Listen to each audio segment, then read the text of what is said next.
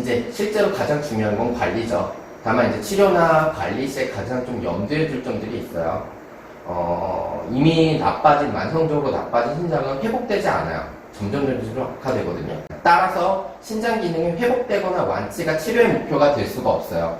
그러니까 다만 나빠지는 속도를 이렇게 빠르게 나빠진다라고 하면 최대한 천천히 나빠지게 하면서 최대한 삶의 질을 유지하는 게 목표라고 봐주시면 되시고요. 그걸 결론지어서 말씀을 드리면은 가급적 초기 단계에 발견하는 게 그래서 중요하다고 봐주시면 돼요. 그러니까 기능이 손상이 덜 됐을 시기에 발견을 해서 악화 속도를 최대한 늦춰서 자기의 기대 수명을 살 수 있도록 하는 게 신장기능 저하증 환자들, 환묘들에게 이제 우리가 해줄 수 있는 이제 치료 혹은 관리의 목표라고 봐주시면 되시고요. 이제 내원 초기라든가 내지는 잘 관리되다가도 갑자기 급성이라든가 심각한 증상이 나타나는 경우들이 있어요. 그러니까 밥을 안 먹는다든가 탈수가 심해진다든가 혹은 전해질 불균형이 심해진다 등등으로 아이가 잘 서지 못하는 경우도 있고요. 밥을 심하게 안 먹는 경우도 있고 기타 등등의 상태가 발생을 하게 되면은 대개는 이제 그 여러 가지 수치들도 관리가 안 되어 있는 상태인 경우들이 대다수예요. 이런 경우에는 보통의 경우에는 입원하에 적극적인 관리를 하게 됩니다. 그러니까 말씀드린 대로 수액 처치를 통해서 이제 문제가 됐던 걸 교정을 하고요. 그리고 혹시라도 특이적인 증상들 각각의 개체에 맞는 증상이 있다면 거기에 대한 대증 처치를 하게 돼요. 뭐 구토가 있다면 구토를 억제하게 되고 식욕부진이 있다면 식욕촉진제라든가 경우에 따라서는 이제 기강을 통한 튜브삽입을 통해서 이제 그 직접 음식물을 급여를 한다든가 등등이 여기에 해당을 할 거고요. 그리고 동반된 합병증들이 있다면 또 내재된 다른 원인들이 있다면 여기에 대한 치료적인 걸 병원에서 좀 진행을 한다고 봐주시면 되고요. 이제 보호자님들께서 염두에 두셔야 될 부분은 여기서부터라고 봐주시면 돼요. 이제 다행히도 이제 관리가 되고 해서 이제 집에서 그리고 정기적으로 병원을 왔다 갔다 하시면서 관리를 하실 수 있는 단계가 된다라고 하면은 지금 여기에 이제 있는 것들을 좀 중점적으로 신경을 써주시면 된다고 보시면 돼요. 일단은 제일 중요한 건 음수량이라고 봐주시면 돼요.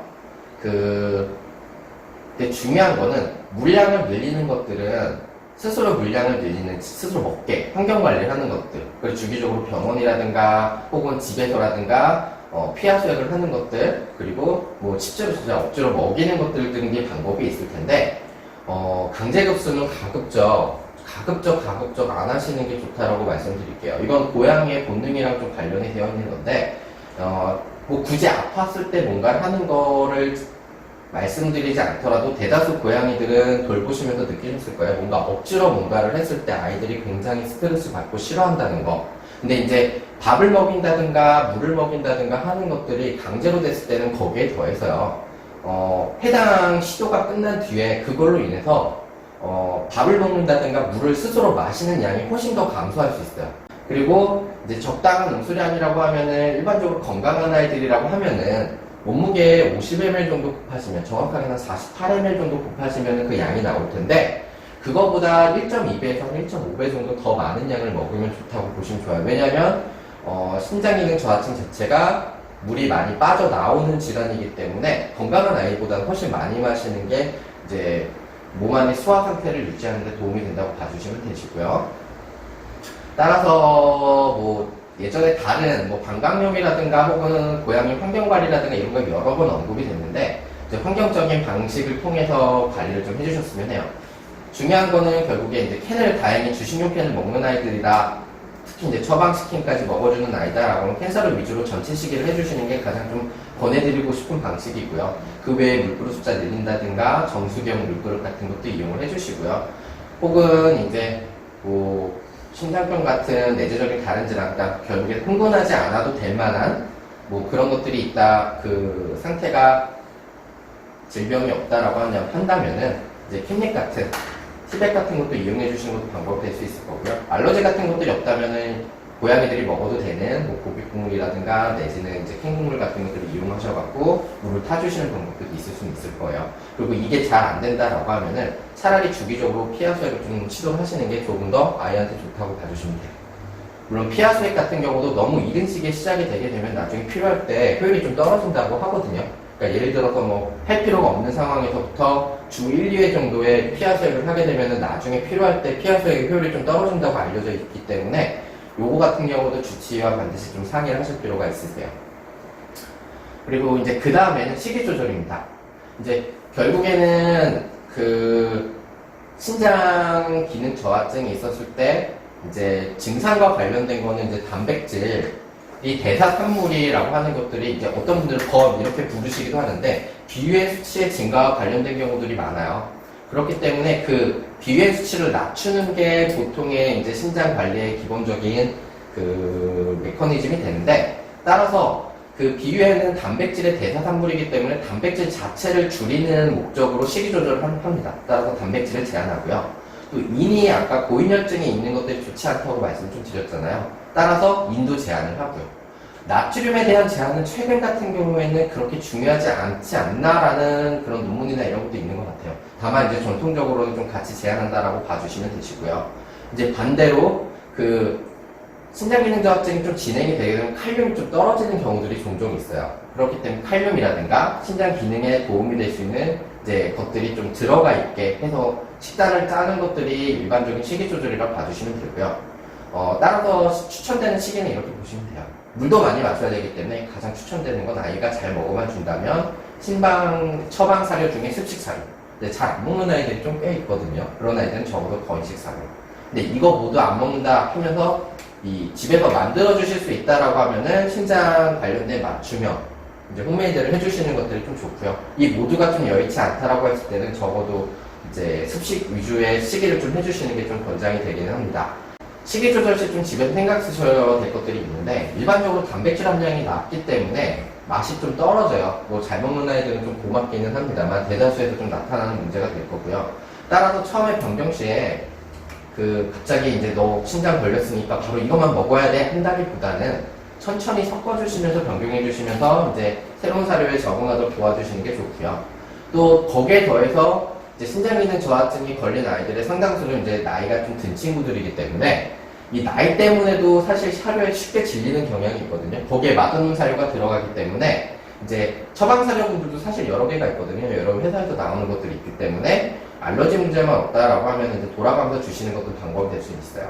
그리고 자체의 기호성을 높이기 위해서 좀 따뜻하게 재워주시거나 자주 주시거나 하는 방법들도 있고요. 더해서 소개하는 시점이나 중간중간에 식욕 촉진제를 안전하게 사용하시는 것도 좀 방법이 될 수 있습니다. 이거는 아까 잠깐 드렸던 거라고 봐주시면 되고요. 체중 같은 경우는 보통의 이제 비만 혹은 과체류 중일수록 신장기능 저하증 혹은 이와 비견되는 이제 대사성 질환들이나 이제 나이에 따른 질환들이 좀 발생하는 확률이 높아진다고 알려져 있는데요. 따라서 건강한 상태에서는 적정 체중을 유지하는 게 가장 중요합니다. 다만 생각해 봐야 될 거는 과체중 상태다 하더라도요. 이미 질병, 만성소모성 질환들이 발생한 상황이라면은 오히려 그 체중을 유지하는 게 장기적인 예후가 더 좋을 수가 있어요. 왜냐하면 신장기능 저하증 혹은 심장병, 기타 등등의 만성소모성 질환은 결국에는 질병이 발달하면서 발전하면서 체중을 빼게 되거든요.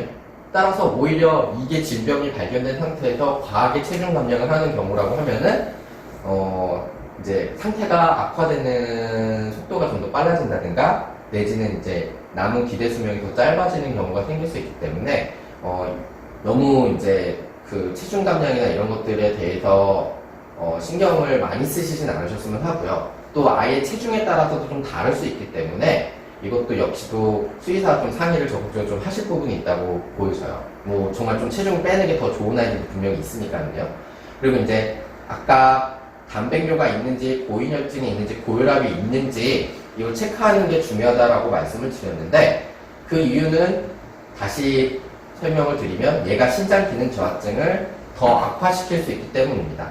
따라서 이게 발견이 됐을 땐 여기를 이제 관리할 수 있는 약물을 먹게 되고요. 그리고 두 번째는 이제 신장 보조제입니다. 똑같은 약인데 제가 구별한 것들은 반드시 필요하지 않은 상황들도 있기 때문이에요. 어떤 분들 같은 경우에는 이제 단백질이 좀 안 좋으니까 뭐 인이 안 좋으니까는 신장기능 저하증 혹은 그 신장기능 저하증 진단 내리기 전부터 단백질 흡착제나 인 흡착제를 먹이시는 경우들도 있긴 하거든요. 그러실 필요가 없다고 말씀을 좀 드릴게요. 그러니까 이거는 정말로 이제 그 단백질 혹은 인에 대해서 단계가 진행되면서 문제가 됐을 때부터 관리를 하셔도 늦지는 않고요. 왜냐하면 먹기 시작하면 계속 먹여야 되는 것들이라서 사실 고양이들이 여기에 대해서 스트레스를 받으면서 또 초기 단계 불필요한 단계에서 이걸 먹는다고 아이들한테 도움이 된다는 뭐 증거라든가 근거가 사실 없는 거거든요. 따라서 이 단백질이랑 이미 조금 걱정이 되시는 상황이다라고 하면은 앞서 말씀드렸던 식이 조절을 더 신경 써주시는 게 맞다고 보여지고요. 다만 그 식이 조절 상황에서 처방 사료를 못 먹는 아이들이라고 한다면은 수의사와 상담하에 이제 처방을 조심스럽게 할 수 있다고 보시면 좋을 것 같아요. 이제 더해서 이제 관련된 다른 증상들이 나타나면 거기에 대해서 적극적으로 처치를 하게 될 거고요. 그리고 신장에 이제 도움이 될 만한 영양제를 좀 먹여주시면 좋아요. 아까도 못 드렸던 오메가3나 유산균 같은 것들이 좀 적극적으로 도움이 될 거고요. 칼륨은 진행이 돼서 칼륨이 낮아지지 않는 한은 적극적으로 주실 필요까지는 없어요. 그래서 주기적으로 모니터링 하실 필요가 있다고 보시면 되고요. 근데 주의할 거는 일부 동물성 영양제가 오메가3, 오메가6가 같이 섞여서 나온 영양제들이 좀 있거든요. 근데 주의할 거는 건강한 아이들한테는 오히려 오메가6가 적절한 양이라고 하면 피부라든가 모질 개선에 도움이 많이 되는데 신장 문제가 있을 경우에는 오메가6 같은 경우는 관유량을 떨어뜨릴 수 있어서 절대 주시면 안 된다고 보시면 돼요. 따라서 오메가3만 있는 단독제들을 주시는 게 좋고요. 이거는 사람에서도 많이 나오잖아요. 뭐 크릴새우라든가 대구나 연어 그 생선들의 이제 오일로 만들어진 연질 캡슐이라든가 혹은 동물용으로 나온 뭐 펌핑 제제라든가 이런 것들을 좀 이용해 주시면 좋다고 보시고요. 대개는 한 4kg에서 5kg 되는 고양이 한 마리당 기준으로 하루에 한 1ml 정도 먹이시면 된다고 보시면 돼요.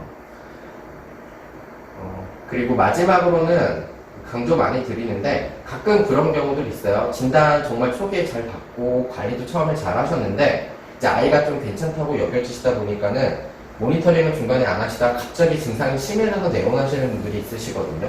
심지어는 막 2, 3년 지나서 그만큼 주기적으로 모니터링 하시는 게 중요해요. 왜냐하면 관리하고 중간중간 필요한 것들을 제때 처치를 하고 처방하는 거에 따라서 나빠지는 속도가 달라질 수밖에 없습니다.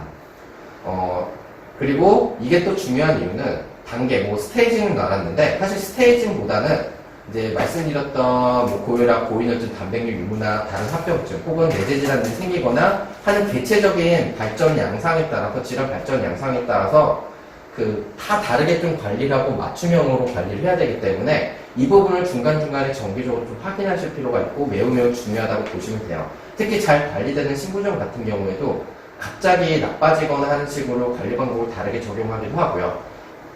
특히 이렇게 속도 변화가 나타날 수 있는 원인 중에 하나가 결석 때문에 신부전이 발생한 경우에는 단계가 굉장히 낮더라도 어느 순간 인도질환으로 발전하는 경우도 있거든요. 오히려 이제 노령화된 것보다. 그리고 또 보다 어린 나이에 발생한 신부전 같은 경우도 속도 변화가 좀 빠르게 나타나는 경우들이 있기 때문에 아이가 잘 지내는 것 같다 하더라도 반드시 중간중간 정기적으로 모니터를 해주셨으면 해요. 적당한 모니터링 간격은 그렇게 보시면 돼요. 치료 초기는 안정화될 때까지는 계속 좀 보셔야 돼요.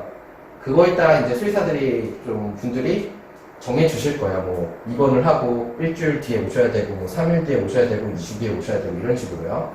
그리고 안정화된 후에는 대개는 한 저단계의 이제 아이다라고 하면은 3에서 6개월에 한 번씩 오시면은 적당하다고 봐주시면 되시고요. 이제 좀 단계가 많이 진행된 아이들은 1개월에서 한 3개월마다 이제 내원을 하실 필요가 있어요.